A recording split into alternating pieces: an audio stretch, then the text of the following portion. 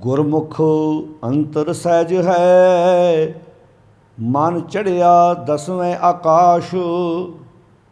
तिथै ऊँग ना भुख है, हर अमृत नाम सुखवास।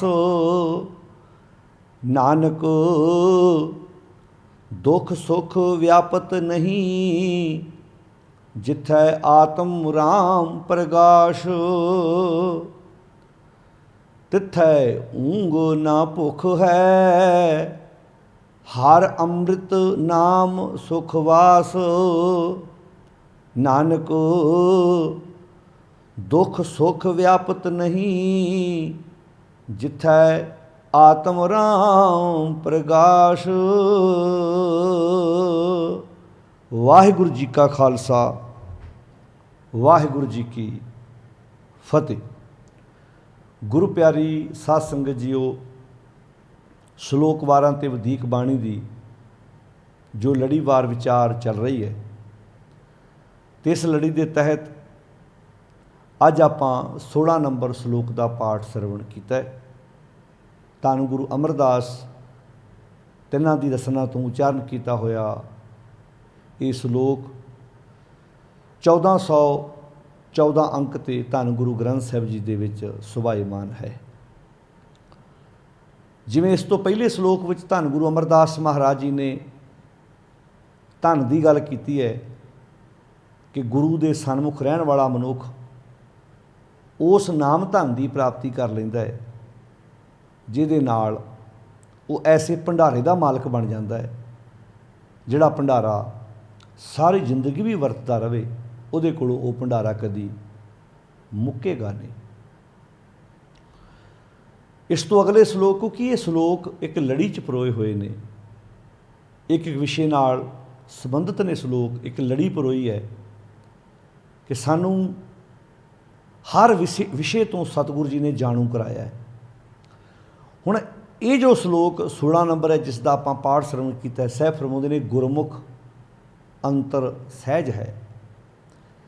सहज एक इदां दी जायदाद है जिन्हां कोल नहीं हैगा लभदे फिरदे ने, ते सहज एक जिंदगी का बड़ा वड्डा सरमाया है मनुख दे कोल। पुराने समय च बजुर्ग अपने बच्चों को एक लफ्ज़ बोलते होंदे सी, पुत्रो धीओ जरिया धरिया ही काम आउंदा है। जरेगा भी वो जिहदे कोल सहज होएगा। अज सहज मनुख की जिंदगी विच ना हो के जिहड़ी पदार्थवादी दुनिया ते उस पदार्थवादी युग दे विच जिहड़ी रफ्तार फड़ी हुई है, आए दिन जिंदगियां दा काण हो रहा है। साहब ने बड़ा प्यारा बचन कहा सी भी कर्मी सहज न उपजै। शरीर के तल उपर किए हुए कर्म कांडां नाल जिंदगी च सहज नहीं आउंदा। सहज आउंदा जदों मन के तल उत्ते कर्म किए जाते। एक तन का तल है, एक मन का तल है। अज रिश्ते भी तन के तल ते निभाए जा रहे हैं। मन के तल ते जदों रिश्ते निभाए जाणगे उदों रिश्तियां दी डूंगी सांझ होएगी, प्यार होएगा, मुहब्बत होएगी। स्वार्थ तो बिना एक दूजे के कोल बैठण दी मनुख नूं जाच आएगी। अजे तां मनुख किसे नाल दोस्ती पाउण तो पहलां, किसे नाल घरों तुरन तो पहलां ये सोचदा है विरलिਆਂ ਨੂੰ ਛੱਡ के ਇਹਦੇ ਨਾਲ तुरन च मैनू निजी लाभ की होएगा। सवेर तो लैके शाम तक ये नाल रवांगा, ये मेरा निजी फायदा की होएगा। फायदा ना दिसदा होवे, नफ़ा ना दिसदा होवे, मनुख तुर पवे किसी का काम सवारन लई, ये किसी विरले सूरमे के हिस्से आउंदा है। ऐसे मनुखों नूं चाहे वो औरत है चाहे मर्द है, उन्होंने समाज में सूरमे कह के याद किया जाता है कि बिना स्वार्थ तो बिना गर्ज तो बंदे ने तुहाडे नाल हैल्प खलोता है, तुहाडी हैल्प की है, मदद की है। तो वास्तव च बंदा ये गल कहता भी मैं तुहाडी हैल्प नहीं की, मैं अपने आप की हैल्प की है, क्योंकि मैं तुहानूं ते अपने आप नूं एक मनदा हाँ। जो मैं ये मनदा हाँ कि साडा पिता एक है, एक पिता एक सके हम बारक तू मेरा गुरहाई। साहब ने बड़ी कमाल की गल कही, गुरमुख गुरु के सन्मुख रहने वाला अंतर सहज है। एक विखावे का सहज हुंदा, एक अंदर सहज हुंदा है। जिहदे अंदर सहज होएगा ना, उसकी निशानी पता की होएगी? मन चढ़िया 10वें आकाश, वह मन 10वें आकाश से। वो 10वां आकाश किहड़ा है? जिथे एक भी माड़ा फुरना नहीं अंदर फुर रहा। फुरने फुरदे ने तो बंदा गलत काम करता है ना। जदों जायदादां पिछे लड़ाइयां होंदियां ने, क्राइम हुंदा है, प्लैनिंग पहलां इत्थे बनदी, उदों जिन्हां दे दिमाग विच माड़े फुरने आउंदे ने, उन्हां दा मन अजे 10वें आकाश ते नहीं गया, अजे हजे तां धरती ते बैठा होया है, तल ते बैठे गल्लां करी जा रहा है। जदों बाबा फरीद जी ने भी गल की, उच्चा चढ़ के देखिया, बड़ी कमाल की गल है। तुसीं खलोते हो जमीन ते, तुहानूं लागे लागे दिसदा है, तुसीं मकान की छत ते चले जाते हो, तुहानूं थोड़ा जिहा दूर दिसदा है। तुसीं 2 मंजिले मकान की छत ते जाते, तुहानूं थोड़ा जिहा होर दूर दिसदा है। तुसीं 3 मंजिलों ते जाते, तुहानूं होर थोड़ा जिहा दिसदा है। तुसीं 10, 20, 30 मंजिली बिल्डिंग ते इमारत ते खड़े होंदे हो, तुहानूं दूर दिसदा है। हुण इस तो अगे चल जाओ, जो तुसीं प्लेन सफ़र करते हो, प्लेन च आपां वेखिआ जदों प्लेन बिल्कुल तां आकाश चला जाता है, तुसीं पासे शीशे थाणी बाहर वेखो तो तुहानूं की लगदा जिवें सारा शहर निक्का जिहा लगदा है, क्योंकि जिन्ना तुसीं तां गए उन्ना दूर तक दिखाई दे रहा तुहानूं, जिन्ना नीवां उन्ना नेड़े नेड़े दिखाई दे रहा।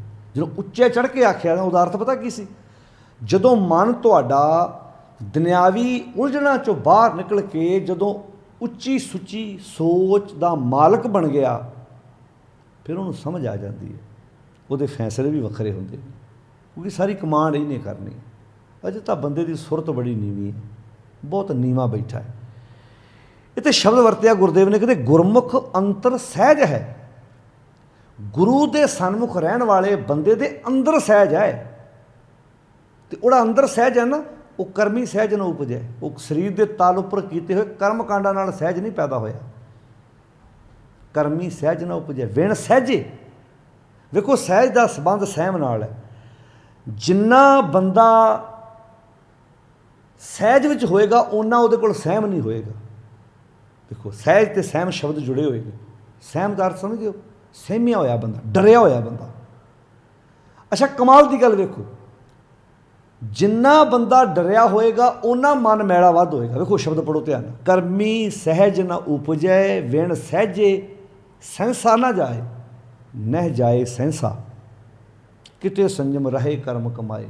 सहसे जियो मलीन है। जिन्ना सहम होएगा उन्ना ही जियो मैला होएगा। हुण जिहदे अंदर सहम है, वह जियो मैला हो गया। जिहदा जियो मैला हो गया, वो अंदर सहज कित्थों आजू? 3 गल्लां हो गई।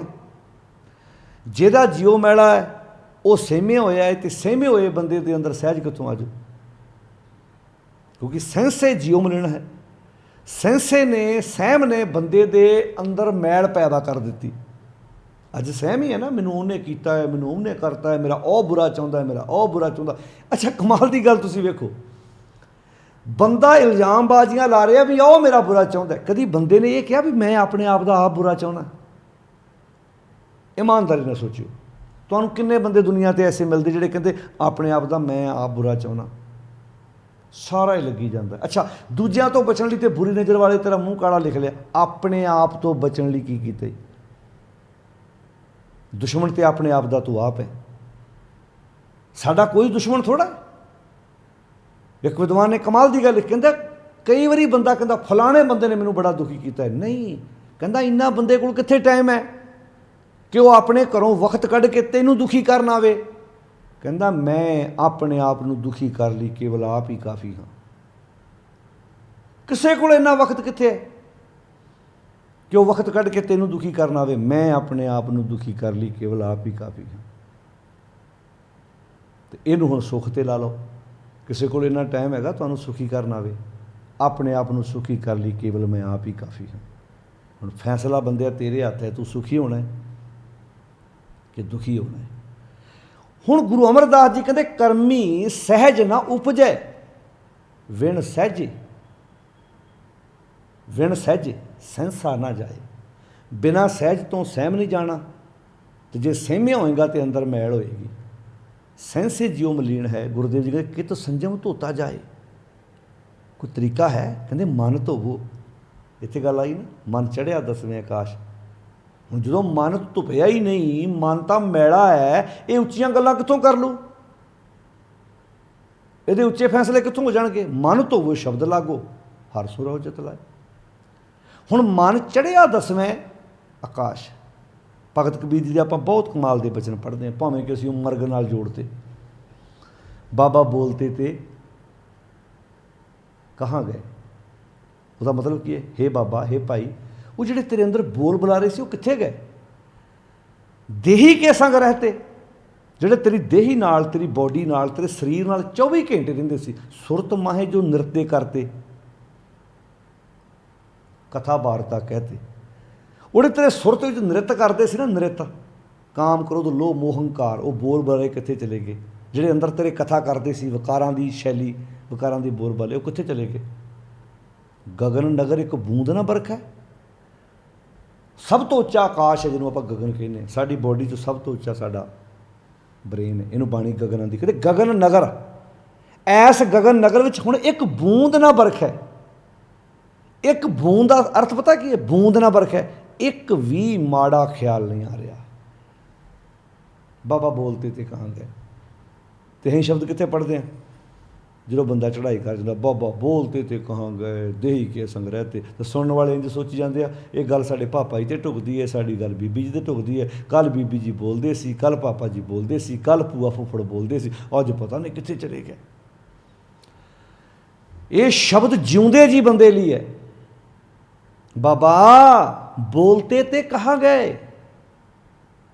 देही के संग रहते, जिहड़े देही के संग रहते, उहड़े देही दे नाल तुरे फिरदे कित्थे गए? कहंदे गगन नगर एक बूंद ना बरखा है।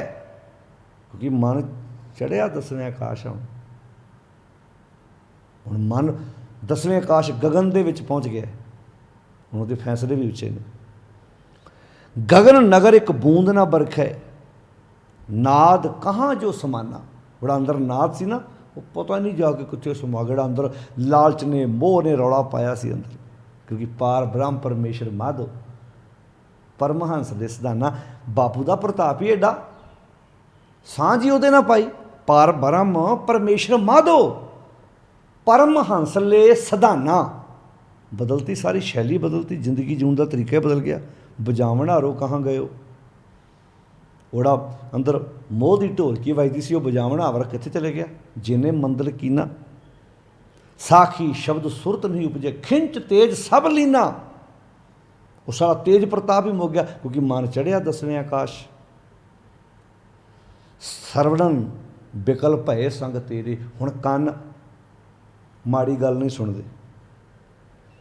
जिहड़े कन्नां 'च 24 घंटे माड़ियां गल्लां पैंदियां सी, बंद हो गईयां। इंद्री का बल थाका।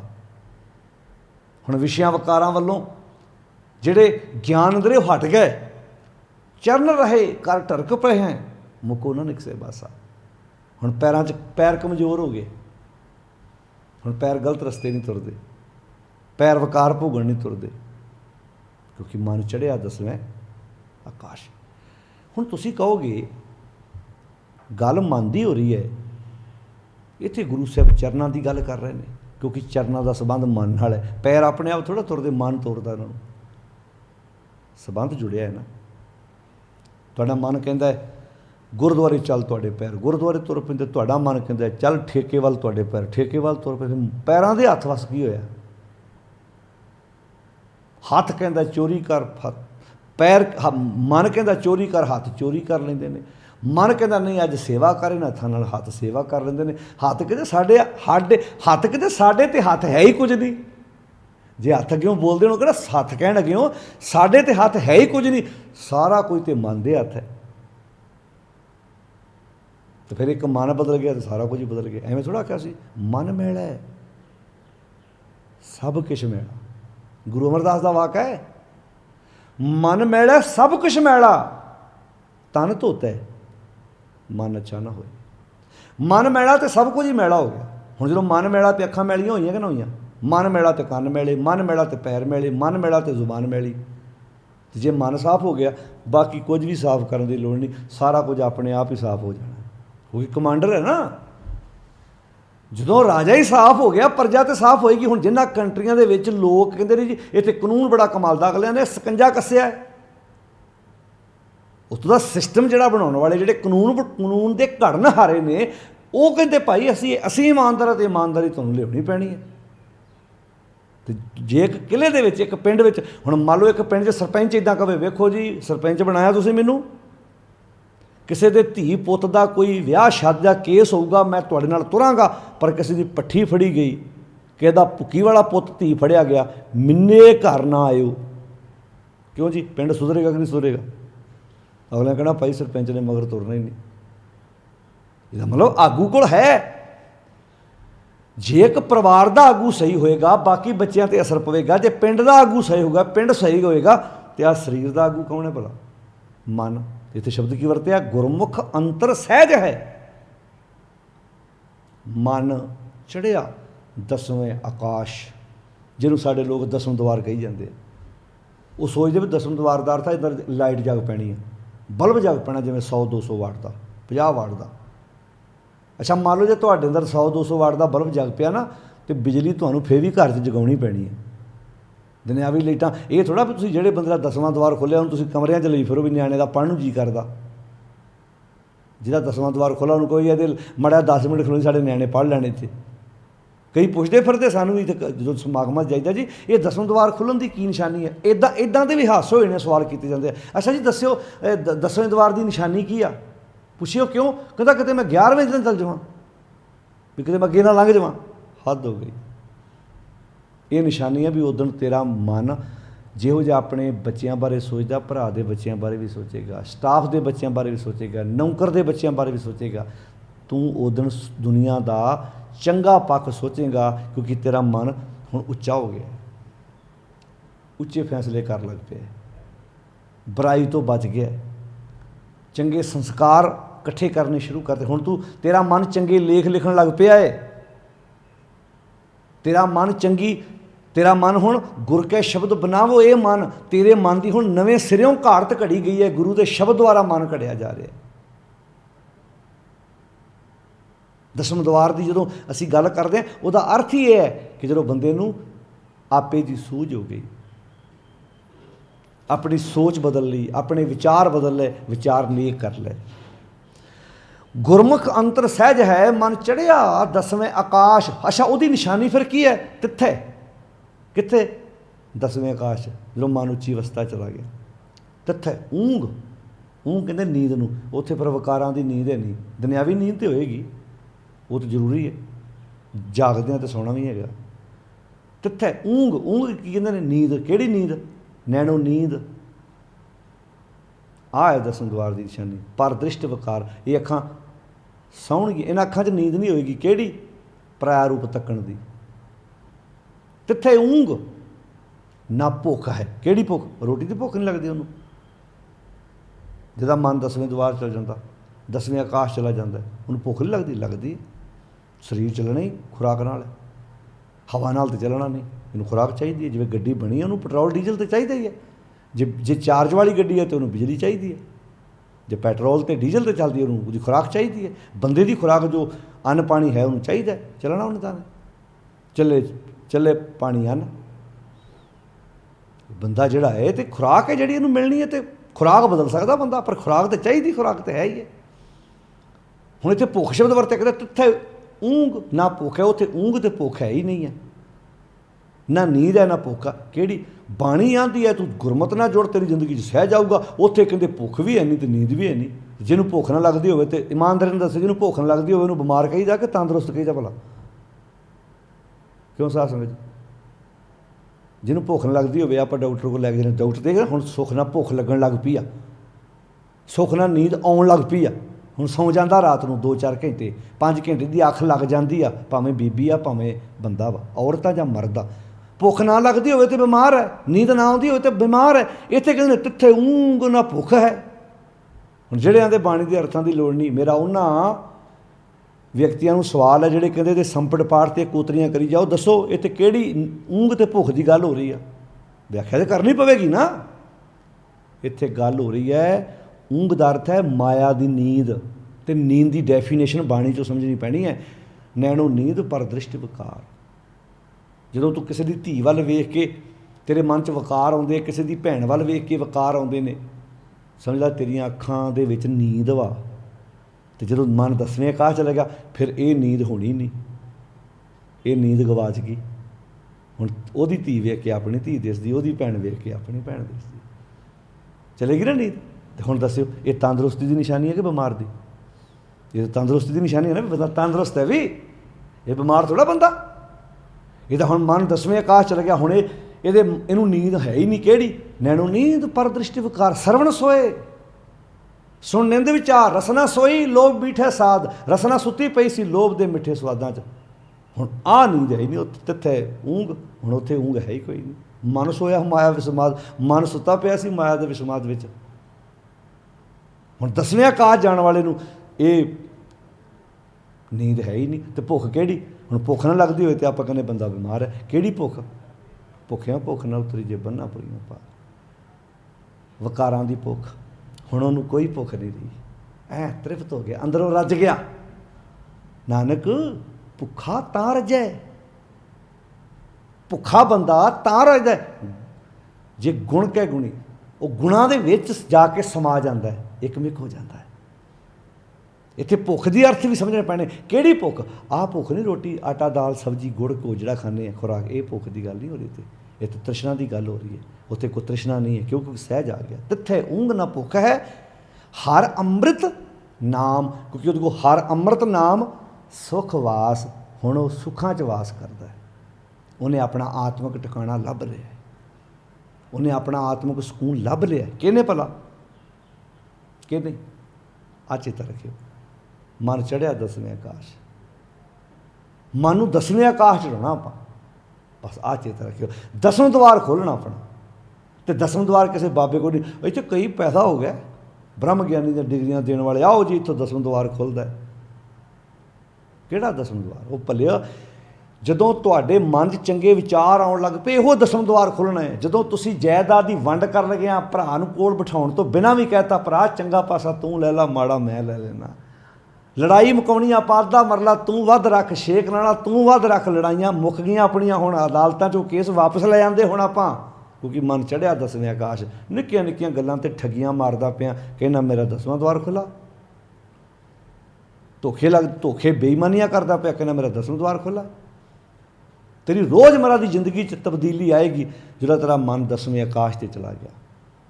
ਮਨ ਚੜ੍ਹਿਆ 10ਵੇਂ ਆਕਾਸ਼। ਹਰ ਅੰਮ੍ਰਿਤ ਨਾਮ ਸੁਖ ਵਾਸ ਹੈ। ਸੁੱਖਾਂ ਨੇ ਵਾਸ ਕਰ ਲਿਆ। ਹੁਣ ਆਤਮਿਕ ਟਿਕਾਓ ਲੱਭ ਗਿਆ। ਨਾਨਕ ਦੁੱਖ ਸੁੱਖ ਵਿਆਪਤ ਨਹੀਂ। ਇਹ ਕਿਹੜਾ ਦੁੱਖ ਸੁੱਖ ਹੈ ਜੀ?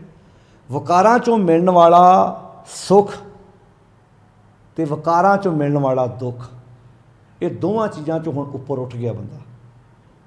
ਕਿਉਂਕਿ ਜਦੋਂ ਵਿਕਾਰਾਂ ਨਾਲ ਸੰਬੰਧ ਹੀ ਕੋਈ ਨਹੀਂ, ਦੁੱਖ ਸੁੱਖ ਵਾਲੀ ਤਾਂ ਗੱਲ ਹੀ ਨਿਬੜ ਗਈ ਨਾ। ਹੁਣ ਸੁੱਖ ਵੀ ਤਾਂ ਵਿਕਾਰਾਂ ਨਾਲ ਸੰਬੰਧ ਰੱਖਦਾ ਨਾ। ਜਿਹੜੇ ਵਿਕਾਰੀ ਬੰਦੇ ਉਹ ਵਿਕਾਰਾਂ 'ਚੋਂ ਸੁੱਖ ਲੱਭਦੇ ਫਿਰਦੇ ਆ, ਅਤੇ ਵਿਕਾਰ ਜਦੋਂ ਭੋਗਦੇ ਆ ਉਹਦੇ 'ਚੋਂ ਫਿਰ ਜਿਹੜੇ ਨਤੀਜੇ ਨਿਕਲਦੇ ਆ ਫਿਰ ਦੁਖੀ ਹੁੰਦੇ ਆ। ਕਹਿੰਦੇ ਫਿਰ ਇਹ ਚੀਜ਼ਾਂ ਹੁਣ ਵਿਆਪਤ ਨਹੀਂ, ਹੁਣ ਇਹਨਾਂ ਤੋਂ ਉੱਪਰ ਉੱਠ ਗਏ। ਹੁਣ ਦੁੱਖ ਸੁੱਖ ਵਿਆਪਤ ਨਹੀਂ। ਕਿਹਨਾਂ ਨੂੰ? ਜਿੱਥੇ ਆਤਮ ਰਾਮ ਪ੍ਰਕਾਸ਼, ਜਿੱਥੇ ਬੰਦੇ ਦੇ ਆਪਣੇ ਅੰਦਰ ਸੱਚ ਦਾ ਪ੍ਰਕਾਸ਼ ਹੋ ਗਿਆ, ਜਿੱਥੇ ਬੰਦੇ ਨੇ ਆਪਣੇ ਅੰਦਰ ਗਿਆਨ ਦਾ ਦੀਵਾ ਬਾਲ ਲਿਆ। ਦੀਵਾ ਬਲੇ ਅੰਧੇਰਾ ਜਾਏ, ਦੀਵਾ ਬਲਦਾ ਤੇ ਹਨੇਰਾ ਦੂਰ ਹੁੰਦਾ। ਵੇਦ ਪਾਠ ਮਤ ਪਾਪਾਂ ਖਾਏ, ਉਗਵੇ ਸੂਰ ਨ ਜਾਪੇ ਚੰਦ। ਜੈ ਗਿਆਨ ਪ੍ਰਕਾਸ਼ ਅਗਿਆਨ ਮਿਟਣ। ਤਾਂ ਸਾਧ ਸੰਗਤ ਜੀ, ਦੁੱਖ ਸੁੱਖ ਵਿਆਪਤ ਨਹੀਂ। ਫਿਰ ਉੱਥੇ ਵਿਕਾਰਾਂ ਵਿੱਚੋਂ ਮਿਲਣ ਵਾਲਾ ਥੋੜ੍ਹ ਚਿਰਾ ਸੁੱਖ, ਤੇ ਜਿਹੜੇ ਵਿਕਾਰਾਂ ਦੇ ਨਤੀਜੇ ਨਿਕਲਣੇ ਮੁੜ ਕੇ ਦੁੱਖ। ਜਿਹਨੂੰ ਮਿੱਠਾ ਕਰਕੇ ਖਾਇਆ, ਬਾਣੀ ਕਹਿੰਦੀ ਹੈ ਕੌੜਾ ਉਪਜਿਆ ਸਾਧ, ਭਾਈ ਮੀਤ ਸੁਰਿਦ ਕੀ ਵਿਖਿਆ ਰਚਿਆ ਬਾਤ। ਹੁਣ ਇਹ ਦੋਵਾਂ ਚੀਜ਼ਾਂ ਤੋਂ ਨਿਰਲੇਪ ਹੋ ਗਿਆ, ਵਿਆਪਤ ਨਹੀਂ। ਕਿਉਂਕਿ ਮਨ ਜਦੋਂ ਮਨ ਹੀ 10ਵੇਂ ਆਕਾਸ਼ 'ਤੇ ਚਲਾ ਗਿਆ, ਫਿਰ ਇਹਨਾਂ ਦੁੱਖਾਂ ਸੁੱਖਾਂ ਦਾ ਕੀ ਮਤਲਬ ਰਹਿ ਗਿਆ? ਫਿਰ ਦੁੱਖ ਸੁੱਖ ਵਿਆਪਤ ਨਹੀਂ, ਜਿੱਥੇ ਆਤਮ ਰਾਮ ਪ੍ਰਕਾਸ਼। ਇਹ ਸ਼ਲੋਕ 16 ਨੰਬਰ ਹੈ, ਗੁਰੂ ਅਮਰਦਾਸ ਜੀ ਦਾ ਉਚਾਰਨ ਕੀਤਾ ਹੋਇਆ। ਇਸ ਸ਼ਲੋਕ ਦਾ ਮੇਨ ਭਾਵ ਹੈ ਜਿਹਦਾ ਮਨ 10ਵੇਂ ਆਕਾਸ਼ 'ਤੇ ਚਲਾ ਗਿਆ, ਯਾਨੀ ਕਿ ਜਿਹਦਾ 10ਵਾਂ ਦੁਆਰ ਖੁੱਲ੍ਹ ਗਿਆ, ਉੱਥੇ ਫਿਰ ਭੁੱਖ ਨੀਂਦ ਇਹ ਚੀਜ਼ਾਂ ਅਲੋਪ ਹੋ ਜਾਂਦੀਆਂ। ਕਿਹੜੀ ਭੁੱਖ ਤੇ ਨੀਂਦ ਹੈ ਉਹ ਆਪਾਂ ਸਮਝ ਲਈ ਹੈ ਕਿ ਵਕਾਰਾਂ ਵਿੱਚ ਜਦੋਂ ਬੰਦਾ ਜ਼ਿੰਦਗੀ ਜਿਉਂਦਾ ਹੈ, ਜਦੋਂ ਮਨ ਦਾ ਪਖੂ ਕਰਦਾ ਹੈ, ਤ੍ਰਿਸ਼ਨਾ ਦੇ ਅਧੀਨ ਰਹਿੰਦਾ, ਇਹ ਭੁੱਖ ਉੱਥੇ ਪਰ ਤ੍ਰਿਸ਼ਨਾ ਵਾਲੀ ਇਹ ਭੁੱਖ ਨਹੀਂ ਰਹਿੰਦੀ। ਤੇ ਵਕਾਰਾਂ ਵਾਲੀ ਉਹ ਨੀਂਦ ਜਿਹੜੀ ਗਫਲਤ ਦੀ ਨੀਂਦ ਜਿਹਨੂੰ ਆਪਾਂ ਕਹਿੰਦੇ, ਜਿੱਥੋਂ ਸਾਨੂੰ ਬਾਣੀ ਜਗਾਉਂਦੀ, ਕਿਆ ਤੂੰ ਸੋਇਆ ਜਾਗ ਜਾਂ ਨਾ, ਤੈਂ ਜੀਵਨ ਜਗ ਸੱਚ ਕਰ ਜਾਣਾ, ਉਸ ਨੀਂਦ 'ਚੋਂ ਸਾਨੂੰ ਗੁਰਮਤਿ ਜਗਾਉਂਦੀ। ਆਓ ਆਪਣਾ ਦਸਵਾਂ ਦੁਆਰ ਕਿਸੇ ਭੇਖੀ ਕੋਲੋਂ ਨਹੀਂ, ਗੁਰੂ ਦੀ ਸਿੱਖਿਆ ਦੁਆਰਾ ਖੋਲ੍ਹਣ ਦਾ ਯਤਨ ਕਰੀਏ। ਤੇ ਅੱਗੇ ਨੂੰ ਨਹੀਂ, ਭਵਿੱਖ ਨੂੰ ਬਾਅਦ ਵਿੱਚ, ਵਰਤਮਾਨ ਨੂੰ ਆਪਣਾ ਸੁਖੀ ਬਣਾਈਏ। ਜਿਹਦਾ ਵਰਤਮਾਨ ਸਹੀ ਹੋ ਗਿਆ, ਉਹਦਾ ਭਵਿੱਖ ਆਪਣੇ ਆਪ ਵਧੀਆ ਬਣ ਜਾਣਾ। ਸਾਰਿਆਂ ਦਾ ਧੰਨਵਾਦ। 1414 ਅੰਕ 'ਤੇ ਇਹ ਪਾਵਨ ਸਲੋਕ ਜਿਸ ਦੀ ਆਪਾਂ ਵਿਚਾਰ ਕੀਤੀ ਹੈ। ਇੱਕ ਇੱਕ ਸਲੋਕ, ਇੱਕ ਇੱਕ ਵਿਚਾਰ ਆਪਾਂ ਕਰਦੇ ਜਾਣਾ, ਸਮਝਦੇ ਜਾਣਾ, ਤੇ ਆਪਣੇ ਅੰਦਰ ਉਹ ਜਿਹੜਾ ਖਜ਼ਾਨਾ ਭਰਿਆ ਪਿਆ ਉਹ ਵਰਤਦੇ ਜਾਣਾ। ਸਾਰਿਆਂ ਦਾ ਧੰਨਵਾਦ। ਫਤਿਹ ਬੁਲਾਓ ਜੀ। ਵਾਹਿਗੁਰੂ ਜੀ ਕਾ ਖਾਲਸਾ, ਵਾਹਿਗੁਰੂ ਜੀ ਕੀ ਫਤਿਹ।